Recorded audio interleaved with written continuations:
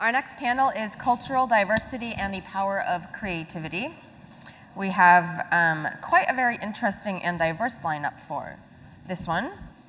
We have Mr. Maher Nasser, who has 29 years of experience at the United Nations trying to foster dialogue. Hello, how are you? Thank you. And we have Miss Mishaal. Hi. Hi. Nice to meet you too. Sorry, it's all very. Hello. How are you? Mishaal's really smart. She's an aerospace engineer and founded her own company at the age of 26. Fantastic to have you with us. Thank you so much. And we have Dr. Ahmed, a physician turned artist. Very interesting change of career there. And we have Miss Neelofa. Very nice to meet you. Also very successful by her own right, a businesswoman, fashion designer, actress, model. So I guess to kick it all off with, obviously, a very diverse group of people. And if I could actually start with you, Mr. Maher, with the question of, in the course of your career at the United Nations and in trying to advocate for diversity, have you found that to be more difficult in recent years, or do you feel as if the message is resonating? And are you able to get that conversation going? I think with today's world, connected world, the message is probably stronger than before. If you watch the headlines and some of the stories, sometimes the negative gets the headline. But the passion of the people that I have worked with and the enthusiasm for embracing others, the receptiveness with which our campaign that we launched last year together, Respect, Safety, and Dignity for All, to change the narrative about migrants and refugees, has been really heartwarming. And an indication, yes, the negative story might get the headline, but underneath that, there are hundreds of positive stories of people who have opened their homes to refugees, to migrants, of people who have embraced diversity.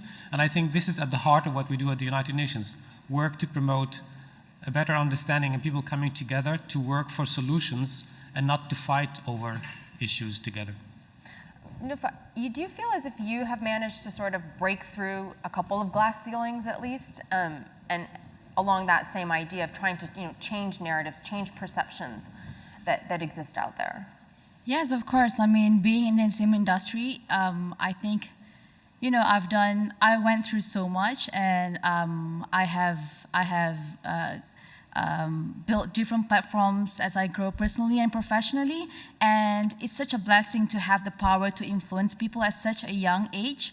And I think at this point of time, I really have to focus on personal development to inspire people out there, because having millions of followers who wants to do the same as I do, to travel to places that I go, eat, to taste the food that I eat, I could inspire so much in so many ways. I just attended the UN Youth Assembly last month here in New York, and then it was so, surprisingly, I made such a huge impact in my country. It was all over the news, on TV, newspapers, magazine. I'm like, because most of them, they were not aware, they don't know about this, existence of such events.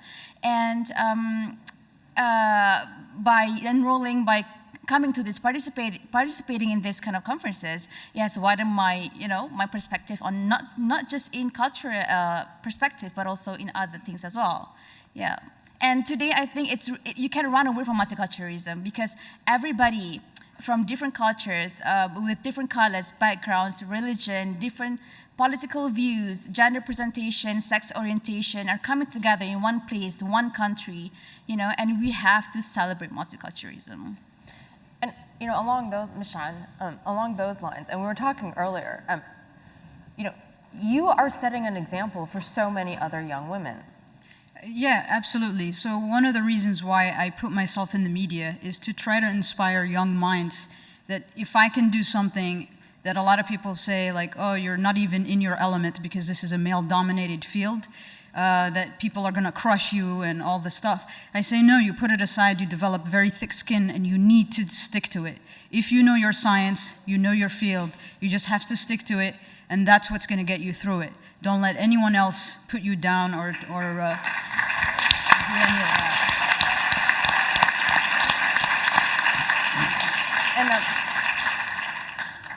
Doctor, why did you make this career change? Why was it so important for you to communicate through art? I think I find art is have this kind of common ground. Common ground is very important for all of the culture. Medicine is also passion, but I find this different between subjectivity and objectivity. In the medicine, then I find it more in the art. Then I also learned through all of these years in medicine that medicine is not only a science, it's a common sense. It's to communicate with the people. So I can treat people by belief more than, intervention. So within this, art becoming my, trustable passion to talk to the others. So I think this is simple, it's a common sense. And I mean, I guess the question sort of to all of you then, when you look at the world today and all of you are trying to sort of create change in your own unique ways, what is the most important issue and what is the most challenging and most difficult message to try to get across, especially as the world is going through so much change? I think, if I may start, as I mentioned before, and I think media has a lot to do with this, the negative stories, the demagogues always get the higher voice. Yeah. There are so many positive stories. When we talk about the Secretary General's, for example, priority is prevention now. There are so many stories of conflicts that have not really erupted or conflict that were resolved, but they're not making the headlines, and that story of success doesn't get enough playing space. And people, when they see the negative stories, like the same way of stereotyping, like because they're ISIS, all Muslims are terrorists. It's not the case. And I think the stories that are there, the agenda that previous panels spoke about, the Sustainable Development Goals, the year 2030, a world where there is no poverty, no hunger, it is achievable. It is ambitious, but it is achievable. And the more we believe in it, I think the power of hope is one of the strongest inventions humanity has ever made. If we don't hope and put targets and goals, we will never make it. 3 years ago, I never thought I could run to catch a bus. I ran 2 New York City marathons and I'm running again this year. Oh, wow. I'm crazy, but... Well done. Yes. Along the idea of hope, and again, back to the original question of trying to impart specific messages to try to, I guess everyone wants to sort of give that hope to the next generation and give a better world to the next generation. How do you view your role in that? And what have you been able to do? Being the most ethnically and racially diverse generation, I think we millennials are more open-minded, are more open to respecting, to learning, to acknowledging other cultures and other differences. So I really hope that I can use my platform, having me as a medium to connect the people in my country to the rest across the globe, to spread positive values, raise awareness in creating a better, harmonious environment for everyone, and also to shed some light so that I can promote cross-cultural understanding and also, build tolerance and create a better world. Yes, the world is a scary place to stay, to live, but it doesn't have to be that way forever. So this is when we should come together, working towards the same goal, and towards a better world, a sustainable one. I mean, yes, these goals are very ambitious, and we would all love to live in the world, and we all hope, obviously, to live in that kind of a world. But back to your story of not letting anything bring you down and actually achieving something that other people told you wasn't achievable. Was there a moment there, a personal story that you could share where you really had to push the boundaries to a degree where you didn't think you could? Absolutely. I think my whole life is based on that. In my journey through becoming an aerospace engineer and then starting a company very young at 26, a lot of people were like, oh, you're so crazy, you don't know what you're doing. And I was like, you're probably right. I might be crazy. And I probably don't know what I'm doing, but I'm trying something different. I'm pushing the limits of what I know about myself to try to achieve something. Because I know if I put a goal, I'm going to go straight to that goal no matter what. How I'm going to do it, I will figure out along the way. The idea there is so it was difficult because you had, one, I was young, so a lot of people didn't take me seriously. And then when I actually started, it's like I had to always constantly prove, like, I know what I'm doing. And so the goal was, as I mentioned to you earlier, because of the difficulties with funding, and it's a high-risk environment, aerospace, a lot of investors shy away from it. And that's another crazy aspect of the field I'm in. So, but I decided I must go head on. And of course, I faced a lot of difficulties, and sometimes I even wanted to give up because I couldn't find investors, and I was so close to achieving certain milestones that were critical for the development. So what I had to do there is put all the emotions aside and just focus, like have serious tunnel vision that this is where I need to go. Even if I can't achieve my ultimate goal of having this big rocket company, at least achieve the milestone to prove that my rockets actually work. That was one of the critical elements. And in order to get to that point, I basically had blood, sweat, and tears to get to that moment. And I pushed myself. And while then, I was like, I'm gonna put everything aside, I'm gonna focus, and I had so many obstacles, whether it be technical, financial, emotional, and I just, focused, and then following that, I achieved that specific milestone.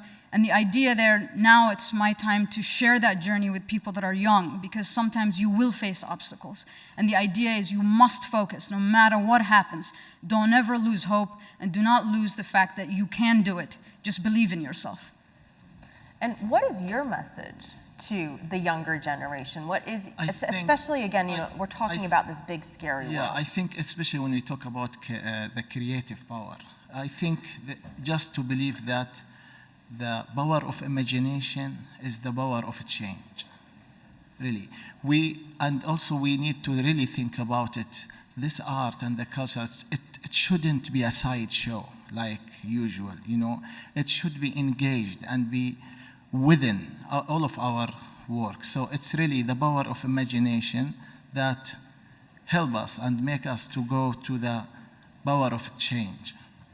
All of this, like today they speak about cities. All of this, imagine all of these cities. I didn't think so. It start with all of these plans and this master plan. No, without imagination, no one will build all of these great societies. I mean, all of the world, like starting with the imagination of something, then after that, change will follow. So imagination first, and this is why creativity is a center, our central place in all of the, like great future or all of the science. Science also follow imagination, follow all of this, all of the art or cultural, needs. A lot of the talks today have been also about, changing the narratives, changing either an individual's narrative or people's perceptions of each other, and the need to begin trying to bridge divides in this increasingly polarized world. And I would now ask each one of you if you could just hone that in and focus that in. And why is it so important? What's at stake if we are unable to bridge our divides, if we are unable to come together? What are we actually risking losing? If I can start. Please. Yeah, I think if we really want to talk about the cultural diversity, I think pluralism is a concept that we should think about. Pluralism. Pluralism is the idea whereas it's more than thinking about differences, it's energetic engagement of diversity. This is we really need. Or tolerance, no. Pluralism is more to, I think, to understanding and seek all of this kind of understanding each other. Otherwise, all of the cities will create this, what they called it locally, gotes, like the little China, little Italy, like ghettos, like in all of the city ghettos.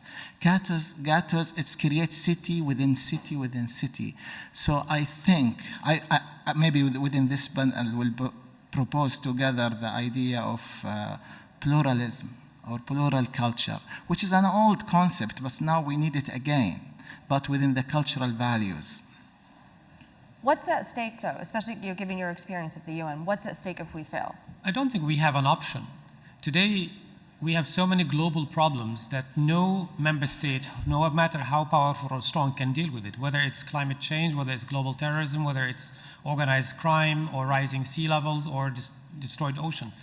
Every country needs to work with each other. And the past of war, we tried it in the 20th century, the First World War, Second World War, and now there are so many smaller wars. Anybody who has suffered the agony and loss of war understands the value of peace. Those, unfortunately, who have not, will not really know what it means to be in war. I'm a refugee. My parents were refugees. I grew up, I went to schools run by the United Nations. So my journey with the UN is longer than the 30 years.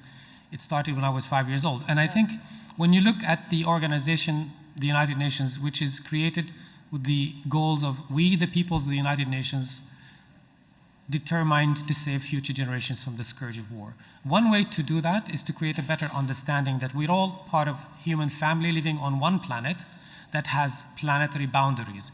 We have reached the critical point, the point where resources on this planet may not be sufficient for the 7.3 billion that live on it today or the 11 billion by the year 2100. So there is no alternative to working together, and to work together better, appreciating different cultures, and we always do this. We often travel and we enjoy the food of other countries, other cultures. Food is an important one. Art is another. There's no language that needs, no art that needs translation. Music is a universal language, so is art in its various forms. And when it comes to the millennials, and obviously as someone who is looked up to by so many, do you find it difficult sometimes to get millennials engaged, or what more needs to be done so that we're not just talking about bridging cultural divides? But I'll admit it, I have issues relating to millennials sometimes. So how do we even bridge these generational gaps in understanding and ways of looking at the world and wanting to generate the change that we all want? I personally think that now we have to build up the interest in learning and understanding other cultures. And how do we do that? We have to, like I said, the first one is personal development, engaging in this kind of conferences, dialogue, taking short courses, international events, direct contacts with, forming global network. And if you're not into this, there's always sports, marathons, international marathons that they always have in Belgium, Germany, UK, Australia, the big 5 marathons in Boston, Chicago, London, New York, because they said that the big 5 are more, it's not just about the races themselves, it's about camaraderie, the friendship, and also, the enthusiasm of people from all around the world, and utilizing social media itself. Nowadays people travel for social media. It's really upsetting because, there's a saying goes like, do you travel to see the world, or do you travel for the world to see you? Because, when you travel, you are so busy updating your Insta story and your FB live and Millennials. Yeah, what I'm saying is that they're missing out so much on what's happening in front of. So how do you flip that for them? So I'm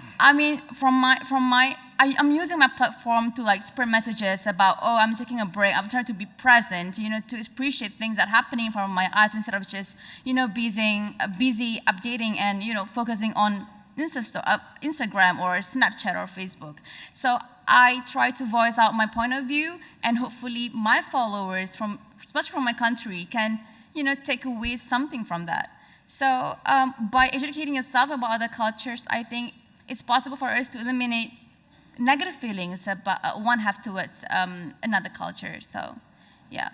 And I'm curious about your thoughts on it. You're obviously multicultural. Yes. Very diverse background. What's at stake again? If we're not able to come together, if we're not able to embrace each other's diversity, what do we risk losing? I think, as mentioned before, it's not a choice. You have no choice but to come together.